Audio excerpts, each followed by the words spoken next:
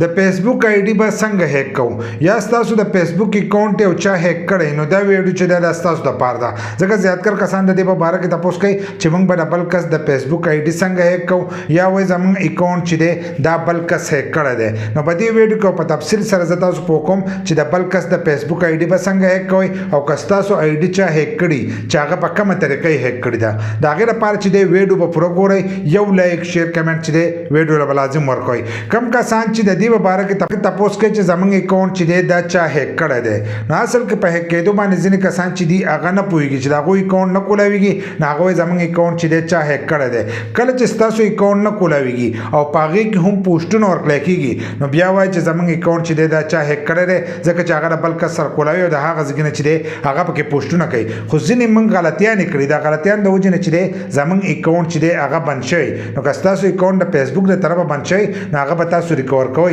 چا تاسو ریکور کوئ نو ستاسو اکاونټ چې دی دا به ستاسو سره کولاو شي بل لکه ستاسو آی ډي ستاسو سره کولاوي د فیسبوک او په هغې کې هم ناشنا پوسټونه څوک کوي نو بیا هم ستاسو اکاونټ چې دی دا هیک شوی دی د هغې لپاره به تاسو دا چل کوئ چې خپل اکاونټ له به پاسورډ چې دی دا به چینج کوئ نو بیا به د هغه د موبایل نه چې دی هغه اکاونټ به ختم شي بل لا په فیسبوک کې خپل سیټینګ هم موجود دی چې د هغه ځای نه تاسو هم هغه ختمولی شئ بل لا تاسو کتلی شئ زموږ اکاونټ چې دی دا په څومره موبایلو کې کولاو دی د دې ټول هر څه په باره کې چې دی زموږ ویډیوګان موجود دي هیک کېږي څنګه هیک کېږي په دې طریقه باندې کم کسان چې موږ به اکاونټ پردی څنګه هیک کوو نو په دې طریقه هیک کېږي که تاسو یو کس له اکاونټ راخ کړی نو هغه تاسو د ځان سره کولاولی شئ خو داسې ډایرکټ د یو کس اکاونټ چې دی تاسو نه شئ کولاولی نو که ستاسو ملګرو تاسو له اکاونټ راخ کړی او هغه ته د هغه پاسورډ نمبر ایمیل د معلومي یا ورته د ایمیل پاسورډ معلومي نو تاسو د هغې پاسورډ چې دي دا چینج کړئ که پاسورډ هغو ته معلومي نو هغه هم ستاسو د اکاونټ چې دی دا کولاولی شي دغه شانتې بیا په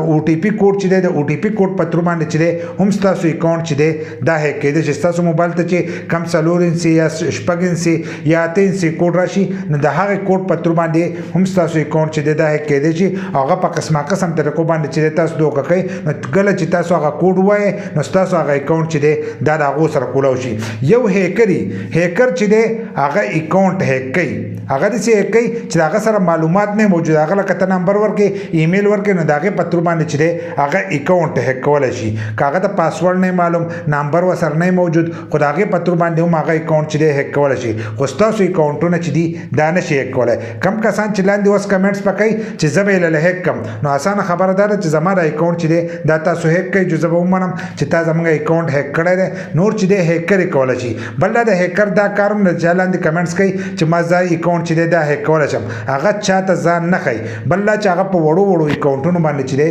په دې باندې کوشش هم نه کوي او په زور خپل ټایم چې دی دا هم نه ضایع کوي بل دا چې داسې هیک کېدلی که نه دا غټ غټ پیجونه به تاسو وینئ په میلیونو باندې د هغو فالوري او ویوز راځي نو د دغې د اکاونټونه چې دي دا به هیک کول او دغه پیجونه چې دي د ځان سره به یې کولول نو دنیا روپۍ چې دي هغه به یې د هغې نه ګټل بل دا چې د فیسبوک اکاونټ څوک هیک کولی شي نو هغه بیا د بینک اکاونټ چې دی دا هم هیک کولی شي نو بیا هغه ډایرکټ د بینک نه روپۍ ولنه راوکاږي چې ستا په فیسبوک اکاونټ باندې چې دی هغه دومره محنت کوي تاسو چې وایئ زموږ اکاونټ هیک شوی دی نو هغه په دغه طریقو هیک شوی لکه تا ورته پاسورډ یا ویلی یا دې ورته او ټي پي کوډ ویلی یا دې ورته خپل نمبر ورکړی یا دې ورته جیمیل ورکړی نو د هغې په تر باندې هیک کېږي د هغې خو دا مطلب شو لکه تا چې خپل کور ته تاله والی او کور دې خالي کړی او غل ته چابي ورکړه ته بیا وایې چې زموږ د کور نه چې دا غلا وشوه نو دغې ته غلا نه وه لکه یا تا چابي ورکړې ده اب د ځان له سامان نه وکاږي نو دغه شانتې تاسو ول دغه معلومات ورکړئ نو د هغې په تر باندې چې دی ستاسو اکاونټ هیک کېږي نور په بله یوه طریقه باندې چې دی هم د فیسبوک اکاونټ چې دی دا نه هیک کېږي